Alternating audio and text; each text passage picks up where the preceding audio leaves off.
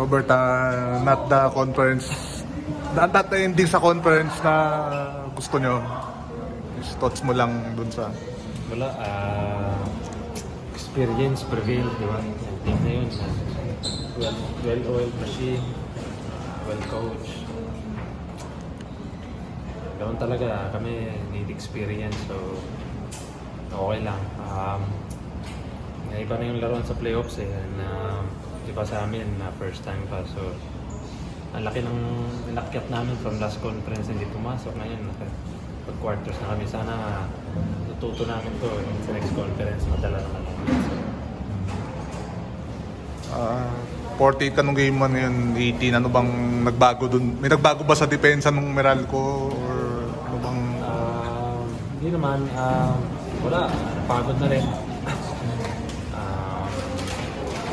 Siyempre, ang ganda rin ng depensa nila. Siyempre, number 1 sa league sila sa defense. So, tinatry ko yung get my teammates involved. Pero wala, ang ganda ng depensa na, hats off to them. Ang ganda ng depensa nila, pinahirapan nila kami. So, yun, kailangan namin matuto sa team. Team sport naman to. So, pagtalo kami lahat talo. So, okay lang. Lesson learned lang. Ang dami namin rookie sa team. Sana sa next conference, medyo experience na rin kami kung ano yung laruan pagdating sa playoffs. So, yun lang, ganda ng conference. Start nyo sa conference, pero parang yun nga, na medyo bumagsak yung laro. Ano sa tingin naging difference? Kailangan yung gutom at killer instinct nandun, di ba? 5-1 na kami, dapat may chance kami sa top 2. Tapos na gano'n nangyari pa rin. Wala, gano'n talaga. Kako nga, sa tagal-tagal ko dito sa PBA, ito yung pinakamagandang conference na nilaro ko.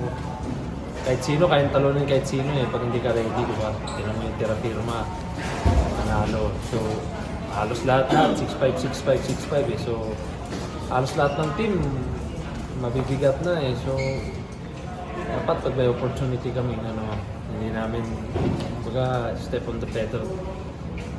Huwag namin kami bumaba. So, normal yun sa team na experienced team na mga bata. Kami. It's okay, I will learn na matututo kami.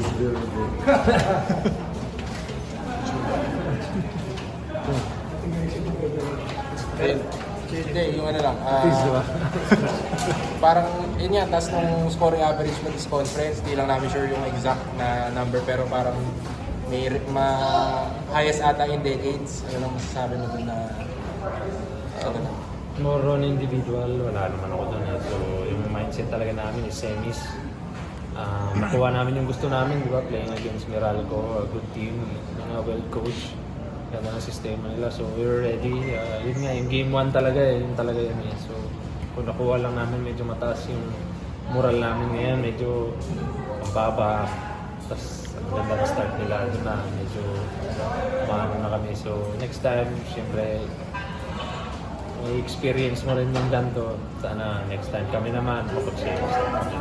So, sana matuto kami, ako, tsaka yung teammates ko, as a team. As a team.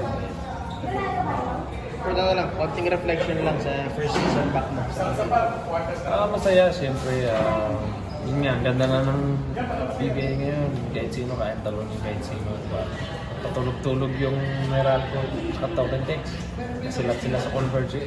Bawal ka na mag-relax. Wala nang relax sa ano. So every game, ang hirap na manalo. So paganda at paganda. Yun naman din yung gusto ng fans eh.